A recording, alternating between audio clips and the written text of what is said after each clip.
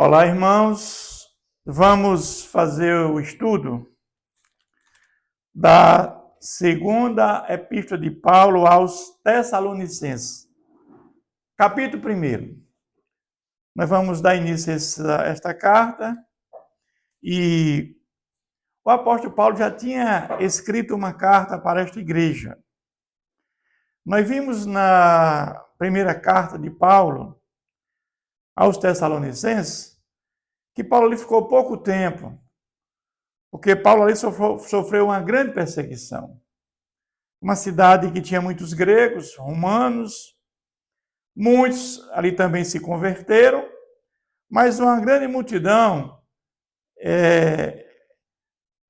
fizeram ameaças a Paulo. E Paulo teve que sair dali. Paulo ficou pouco tempo naquela cidade. Mas Paulo, em função do que ele viu naquela igreja, ele escreve uma segunda carta.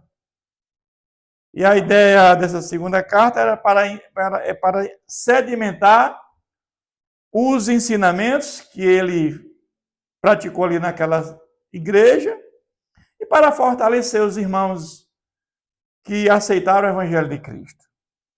Ele começa essa carta dizendo: Paulo, Silvano e Timóteo, e aqui a ideia é que essa carta foi feita logo em seguida, com pouco tempo, porque os três ainda estão juntos, a igreja dos Tessalonicenses, em Deus nosso Pai e no Senhor Jesus Cristo. E dá aquela saudação de praxe que ele sempre faz quando escreve uma carta às igrejas: graça e paz a vós outros, sabendo que a graça é um favor imerecido. A graça é o fundamento da salvação.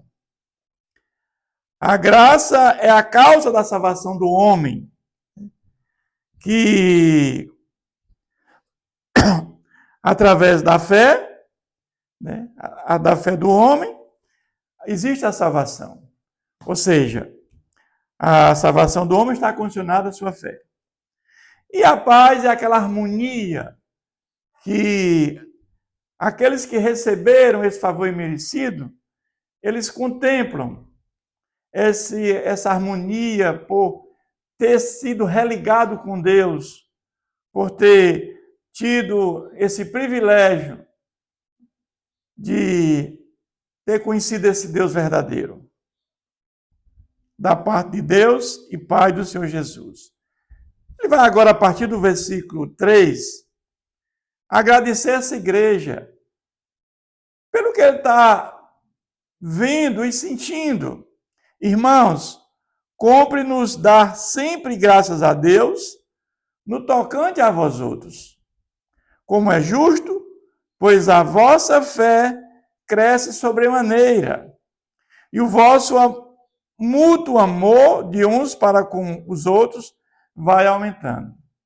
Então, ele está dando graças a Deus porque a vossa fé cresce de sobremaneira. Como é que a fé chega até nós? Nós sabemos que a regeneração precede a fé.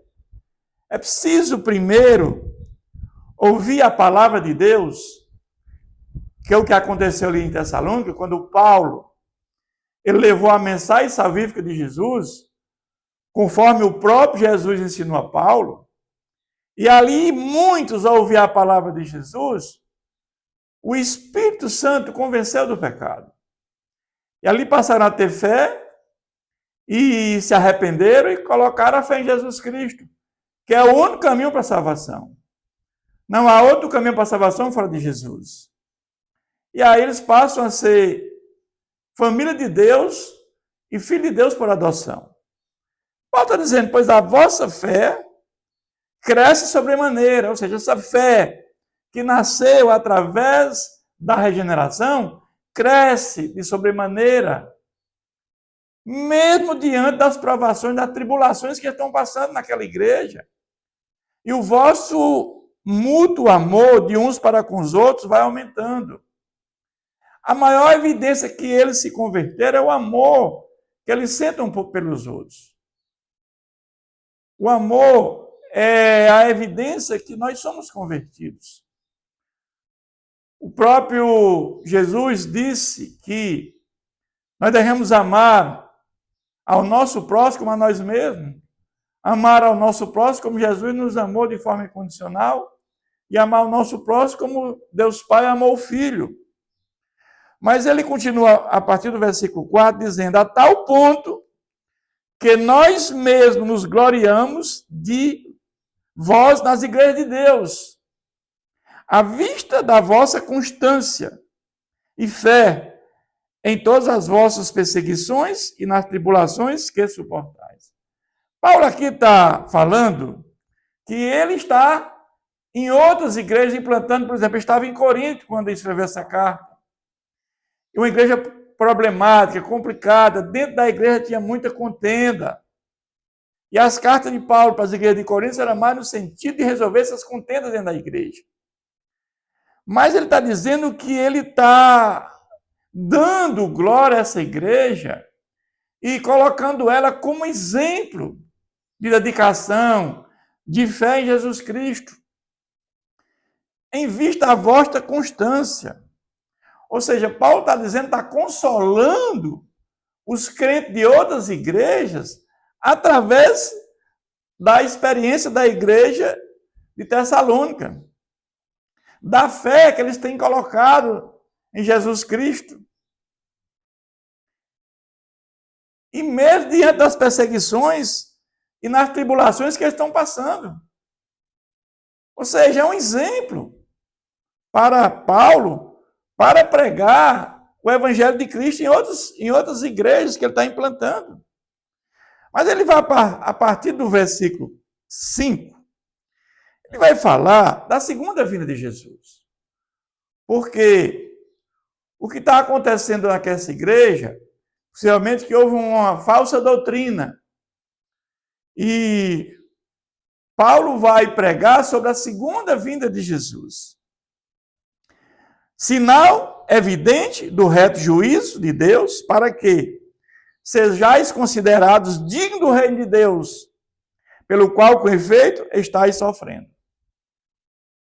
A pregação de Paulo é no sentido que o reino de Deus foi iniciado com a primeira vinda de Jesus.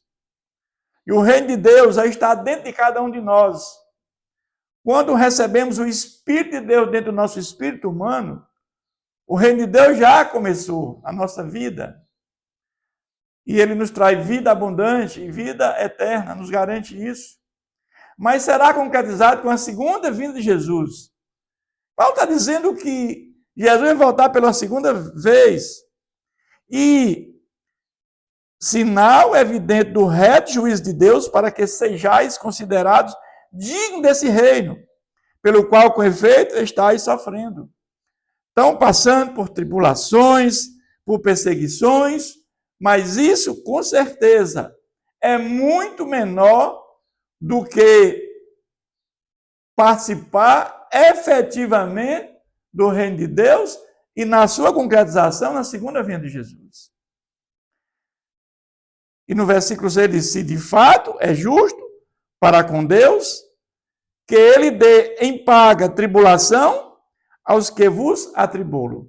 Nós sabemos que com a segunda vinda de Jesus, esses que não quiseram saber de Jesus, esses que rejeitaram o Evangelho de Cristo e que atribularam e que perseguiram o povo de Deus, eles terão um fim muito trágico, que é a morte eterna.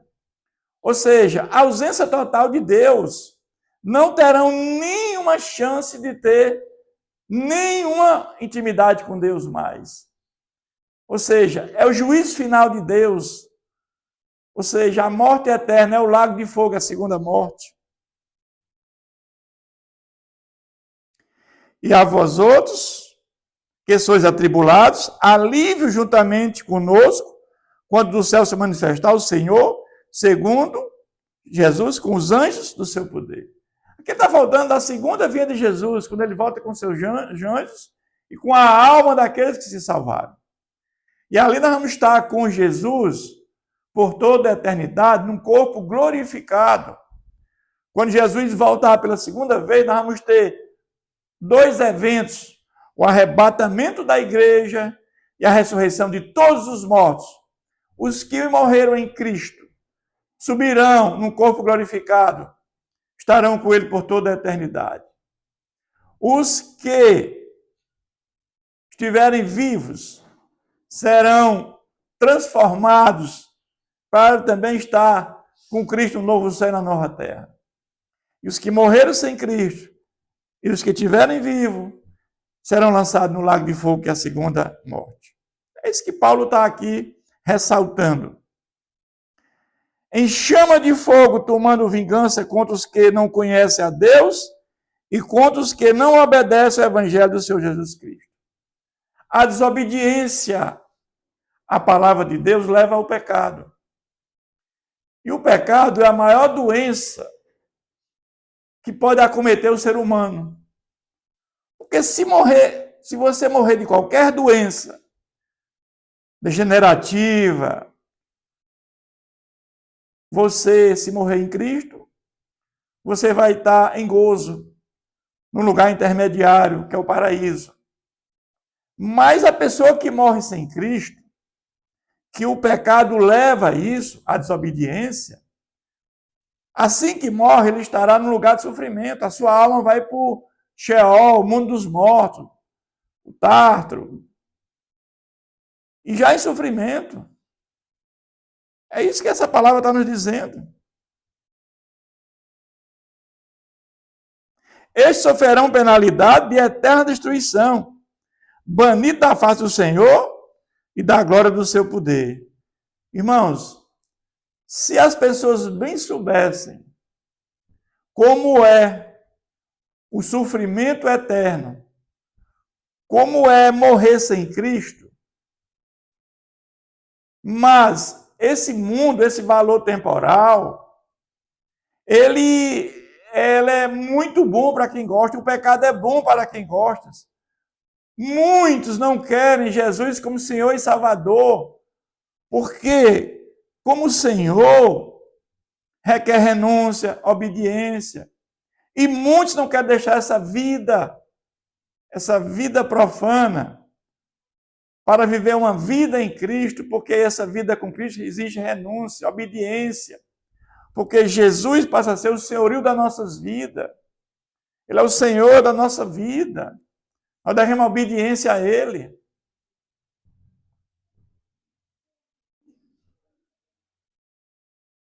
Quando vier a ser glorificado nos seus santos e ser admirado em todos os que creram naquele dia, porquanto foi crido entre vós o nosso testemunho.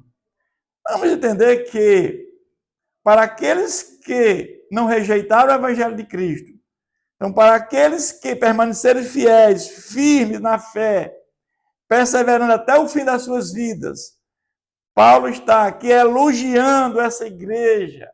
Permaneçam firmes na fé, no amor entre os irmãos, porque no final de tudo isso, vocês terão a glória do Senhor manifestada na vida de cada um de vocês. Ele vai dizer agora a partir do versículo 11, por isto também não cessamos de orar por vós, para que o nosso Deus vos torne dignos da sua vocação e cumpra com poder todo o propósito de bondade e obra de fé. Paulo aí continua orando por esta igreja, para que eles permaneçam firmes na fé, no propósito de bondade. Porque Paulo, ele passou por uma grande tribulação naquela cidade.